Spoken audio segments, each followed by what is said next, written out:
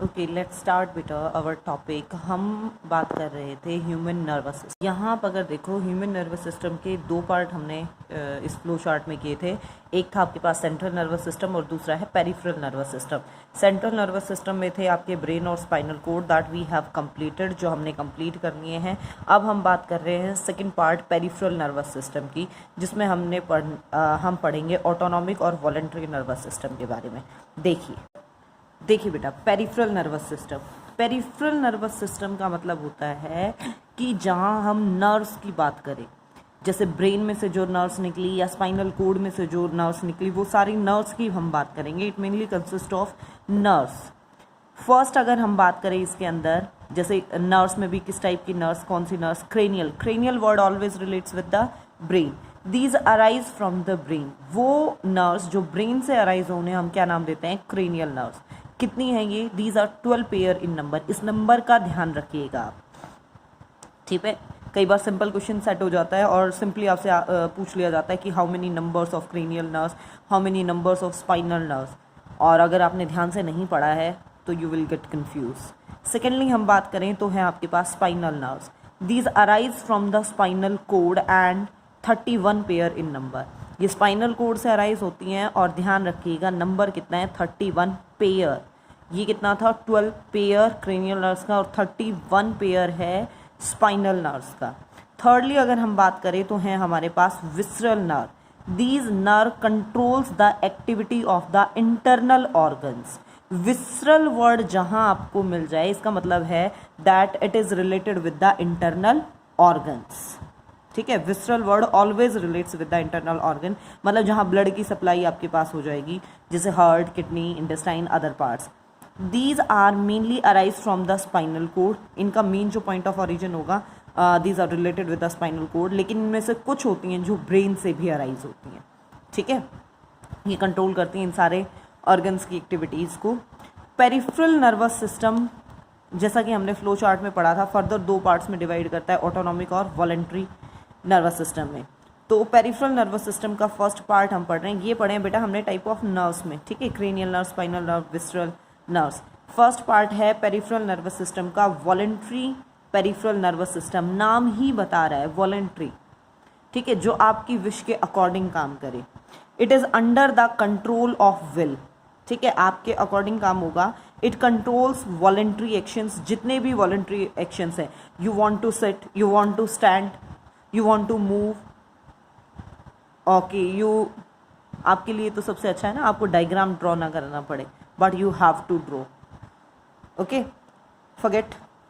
Voluntary peripheral nervous system क्या है बेटा? जो आपकी विश के अकॉर्डिंग वॉलंटरी एक्शंस को जो कंट्रोल करे वो क्या कहलाएगा?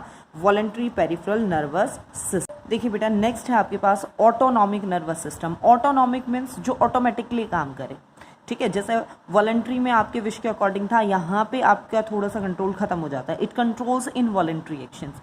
बॉडी के अंदर जितने इनवॉलंटरी एक्शंस हो रहे हैं उन सबको कंट्रोल करता है autonomic nervous system. It consist of two parts, दो पार्ट से मिलकर ये बना है। One is the sympathetic nervous system, ठीक है, and other is the parasympathetic nervous system.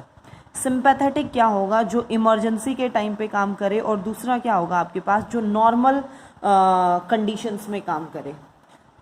You can take this in such a way कि आप कहीं जा रहे हैं, ठीक है, आप एक जगह से दूसरी जगह कहीं जा रहे हैं और जो स्ट्रीट डॉग है वो आपके पीछे पड़ गया, okay, you are moving from this point to this point और स्ट्रीट डॉग आपके पीछे पड़ गया और आप उससे बचने के लिए भागे जा रहे हैं।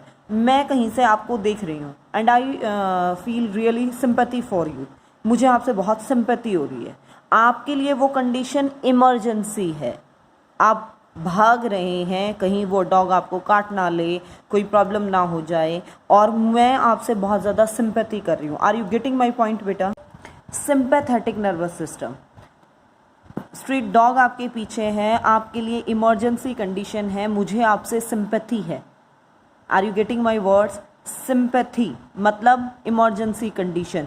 जो इमरजेंसी कंडीशंस में काम करे वो क्या है आपका? Sympathetic nervous system. Parasympathetic nervous system जो नॉर्मल कंडीशंस में आपके पास काम करे वो क्या है? पैरासिम्पैथेटिक नर्वस जैसे इमरजेंसी कंडीशन है उस टाइम पे नर्वस सिस्टम क्या कंट्रोल करेगा, जिस टाइम पे बहुत ज़्यादा इमरजेंसी डिक्लेयर हो जाए, बॉडी की जो मतलब हार्ट की जो हार्ट रेट है वो बढ़ जाएगी, ब्लड सर्कुलेशन एनहांस हो जाएगा, आइज़ का साइज़ बड़ा हो जाएगा।